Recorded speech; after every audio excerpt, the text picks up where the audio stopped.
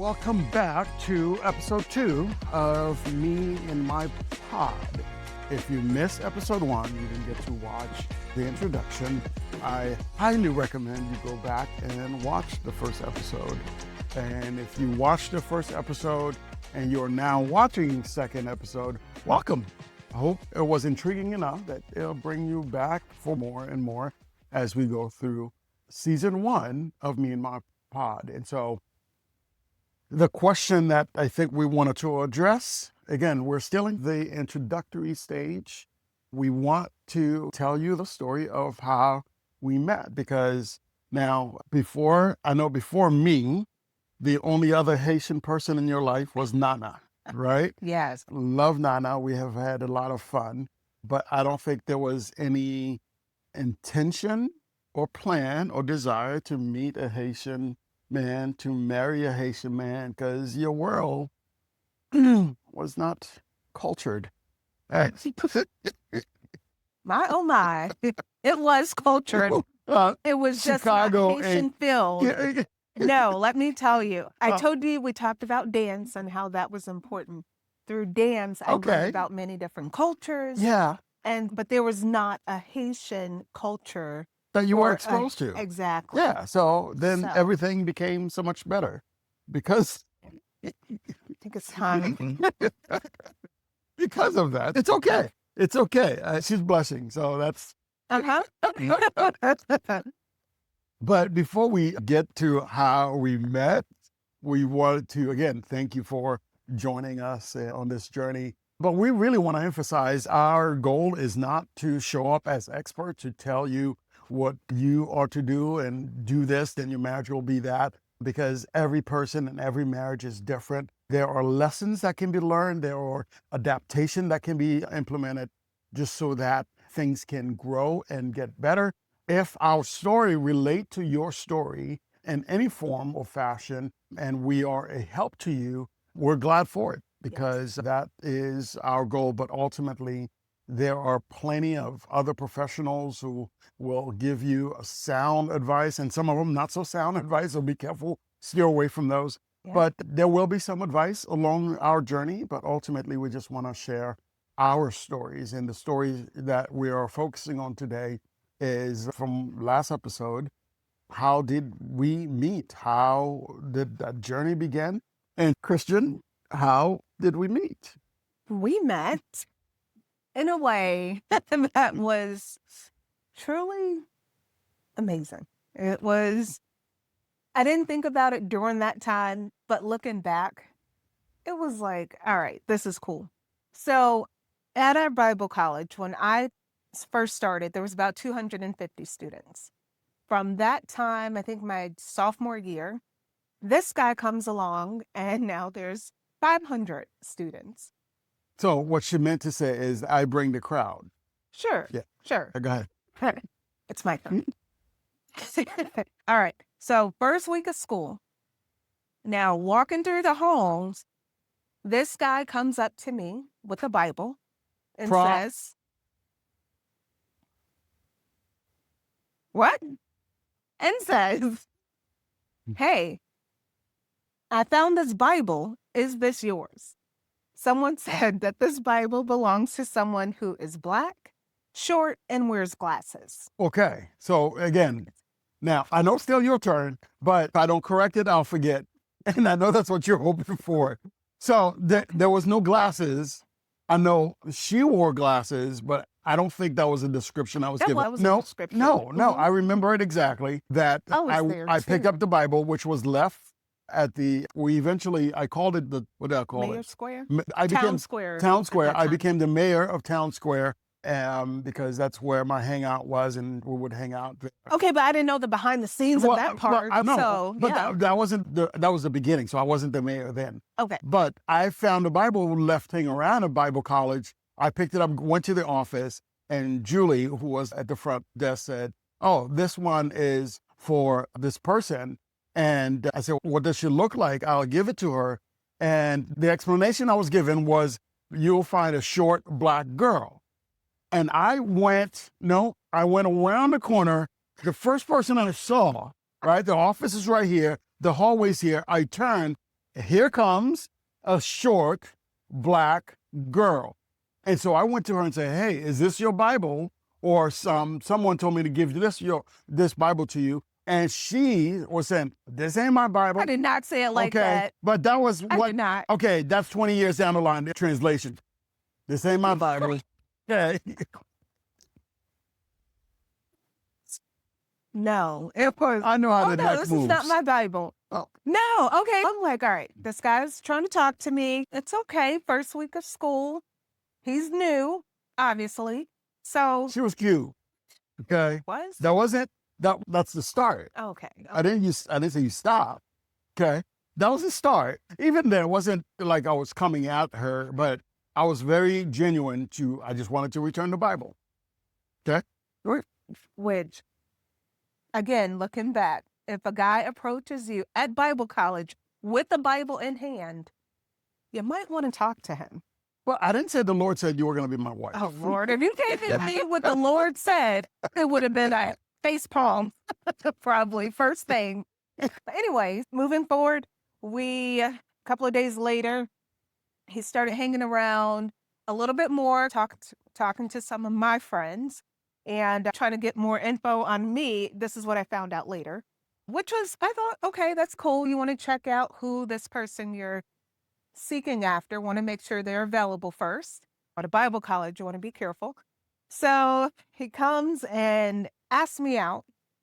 Now, for me, my focus was, all right, I'm volunteering. My focus is school, first time away from home. So I tell him no.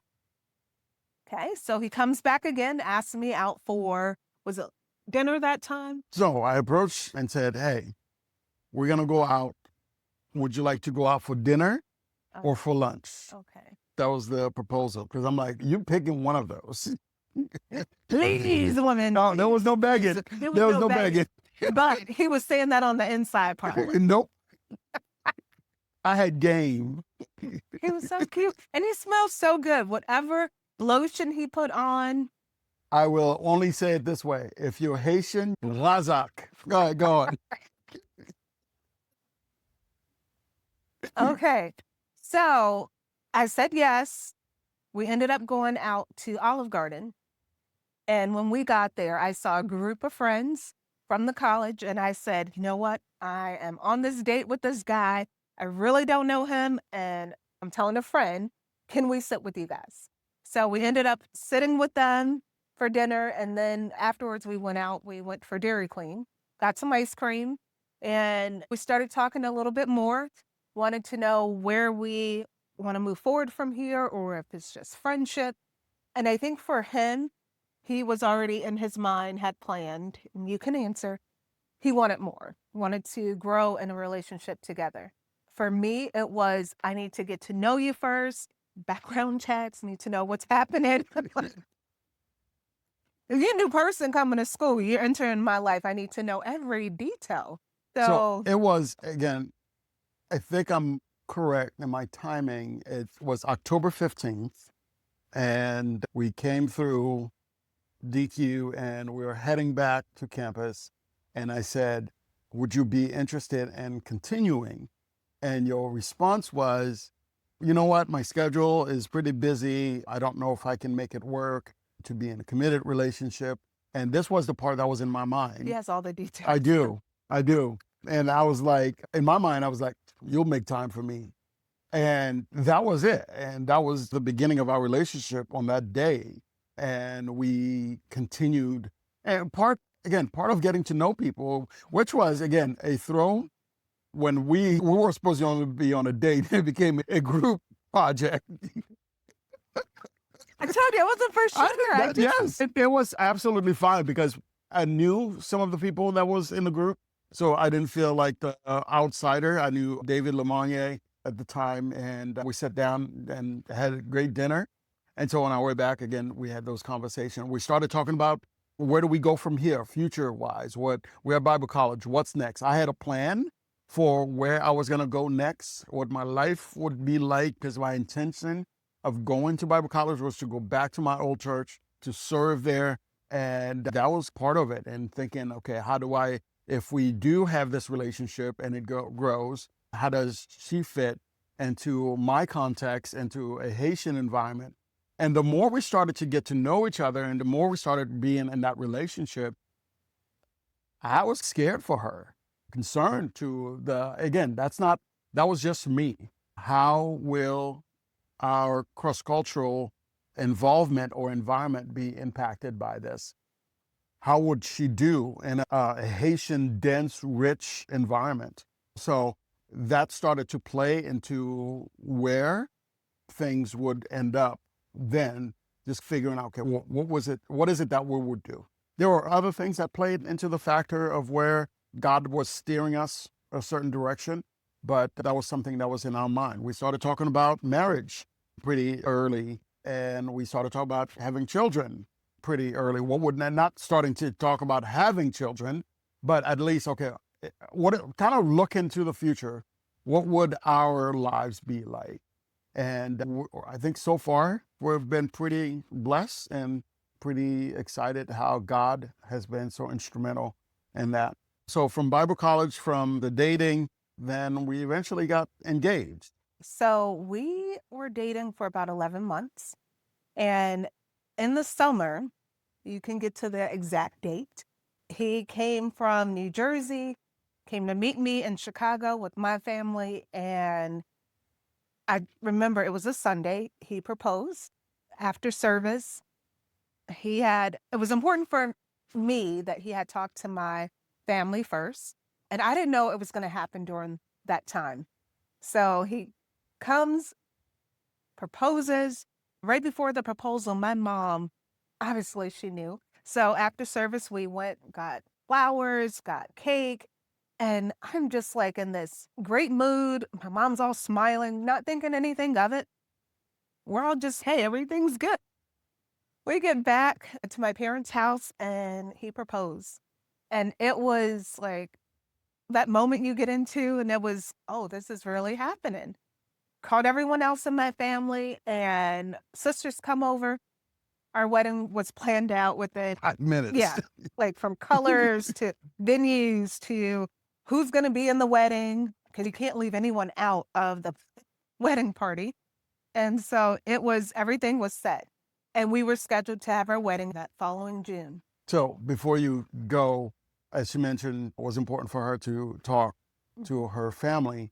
And there was some of that conversation that happened, but it didn't go all the way through all the channels. Why not? So your mom and I were talking, and when your mom talks, she comes very strategically and very intentionally. And she's been hinting, it's like, okay, and I've had it in my mind and planning for it, but she was instrumental in helping making that happen. Because I didn't, and I guess maybe that comes at the summary. I didn't know what was going to happen. I didn't know what marriage life was going to be. I was scared of that. I was looking forward to it. I was scared of it as much as anyone else can be at that time. And now you were younger, because our age gap is about 8 years. Oh yeah, we didn't talk about that. Yeah, but I was 29. And so even though I was older, this was probably my first real serious relationship that really expanded to that place where, okay, maybe marriage is there. But one of the things that we used to do at your favorite place, Walmart, as a consistent joking thing, every time we go to Walmart, you remember that? I know how much you don't need. So every time we'd go past the jewelry store, because the sentiment at Central, as you mentioned in the previous episode, was, or was it? You sit on the swing, you get a ring by spring or something like that. Yeah, right? Yes. So that was Central. But I took it as a joke. Every time we walked by the jewelry section, I would bend down on a knee and propose to her, and she would just run away as much as possible. Every time. People would stop. Oh, I'm like, no, it's not off. I'm like, get off the road. And so even and that was August 22nd, 23rd. You were really good with these dates. It was part of the way we did it after her mom and I started planning it. We got to the kitchen and we're sitting there. The cake is there. Mom is trying to hint at it. Okay, come on. Are you going to do it now? Are you going to do it now? Are you going to do it now? And Chris is in there. And so I bend down and grabbed the wrong hand on purpose because we've done this before. And she was like, no way this is happening. You are not doing this right now. Then I proposed and presented her with the ring. She said yes. Sisters were called. She has 3 other sisters and who are instrumental in her life. And they showed up right there, planned the wedding, planned Everything. within minutes. And I was sitting in the corner. I don't think they even asked you. No. Like, No, what do you think? like you just need to show up. That was pretty much his job. I'll be there. Heck, he even RSVP'd to our wedding. That's right, because you're going to make a plan of our wedding without me. I'll just Tell me when to be there. And he did a great job. So good job. Way to go. All right. So now we're engaged from this point. We dated that 11 months, got engaged. Can you guys take a moment, take a guess? Let us know how long you think we were engaged.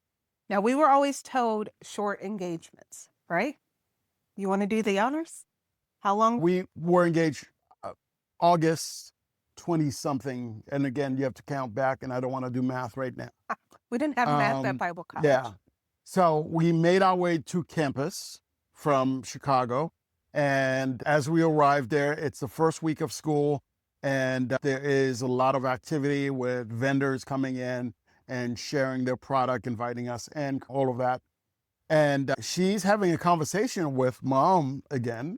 And the conversation goes something like this. I wasn't there. It was just her. Why don't you guys just get married and save some money on, because she was on campus, I was off campus, and save some money on dorm fees and all of that stuff. She's like, It pretty much went like that. oh, okay.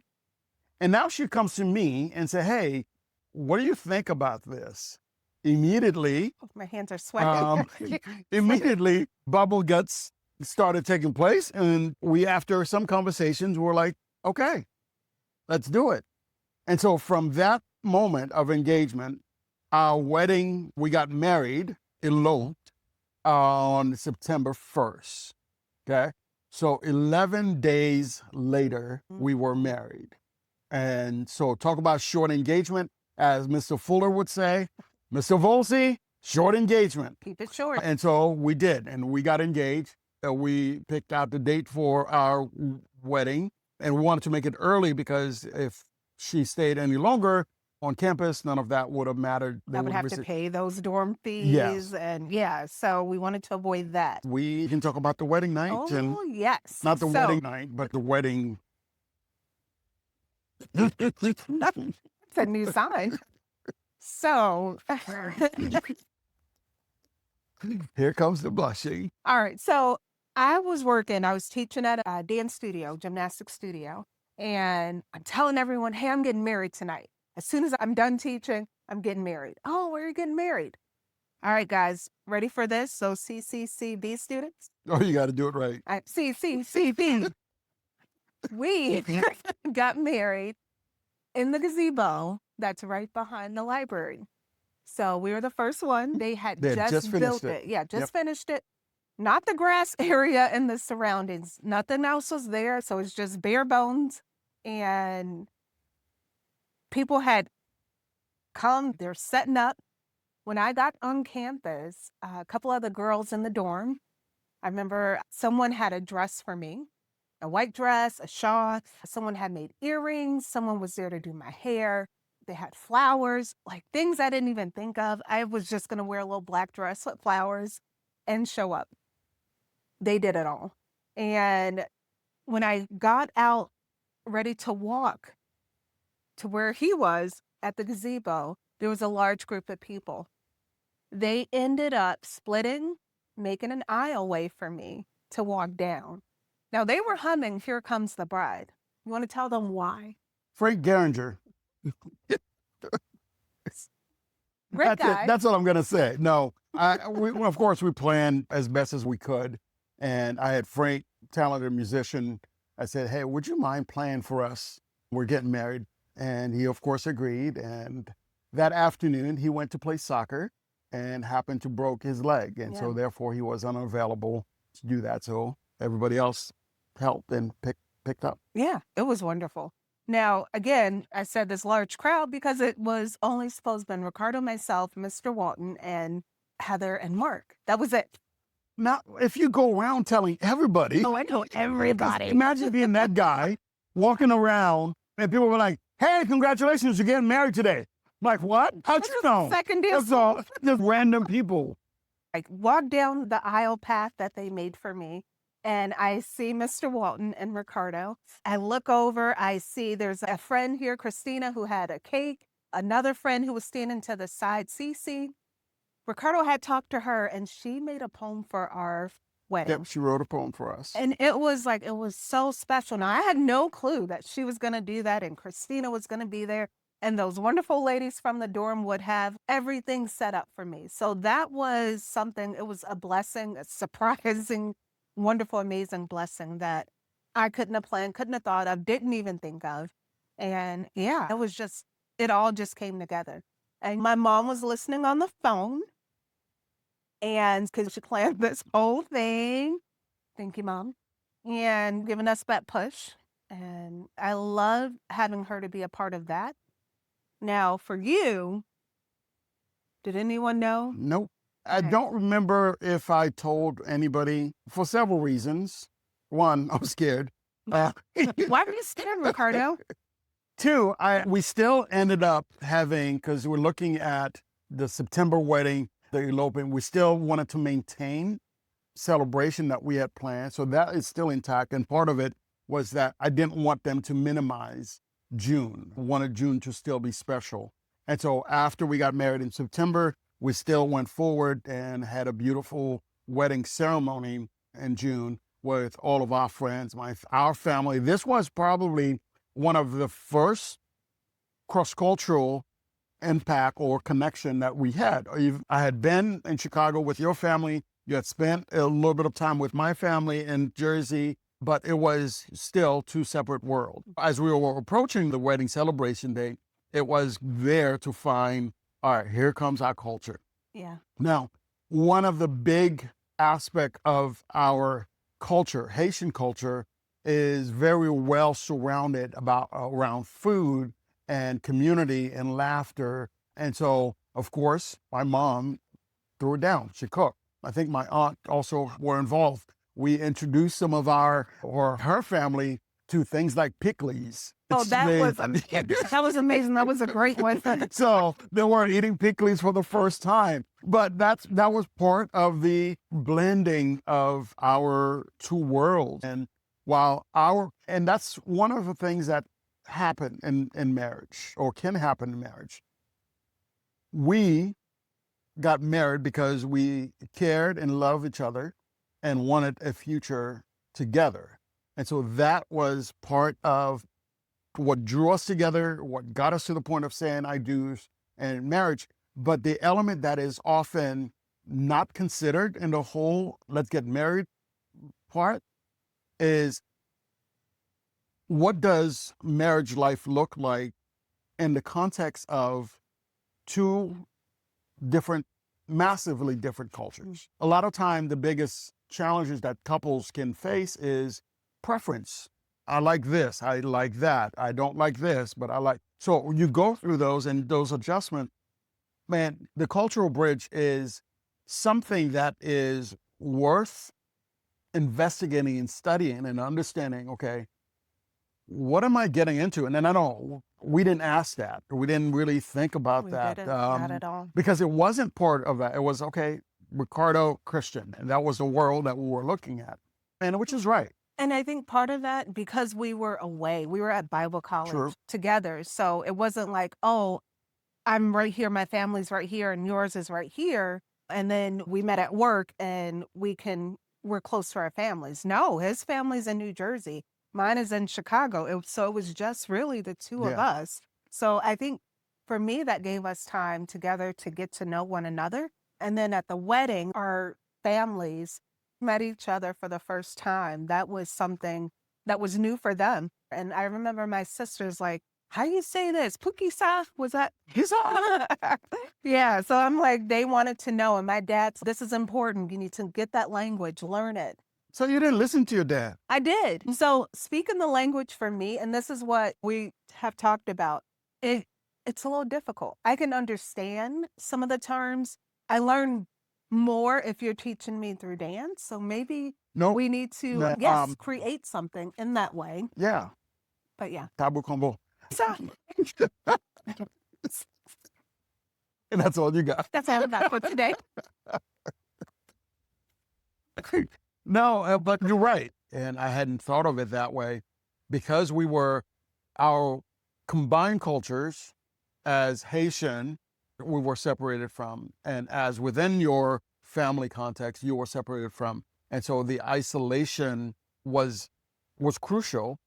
But I think as important as it was, it didn't give us room, more so you, because again, as I've said before, it's easier for me to be an American than it is for you to be a Haitian. It did not expose you enough to enjoy fully or to gravitate towards the culture as much that where you could have been, because every year or once in a while going and being experienced that we can enjoy some of the aspect, but being removed from it, it does create a little bit of, and we'll talk more on some of those challenges as we go forward. But ultimately, it needed to be about us, which is absolutely okay. Then bringing our cultures, learning differences, and learning to adapt and those things. That was so important for us because we talked about getting married. So getting to know each other without having everyone else putting in their 2 cents. So it was really nice. Very special to have that time.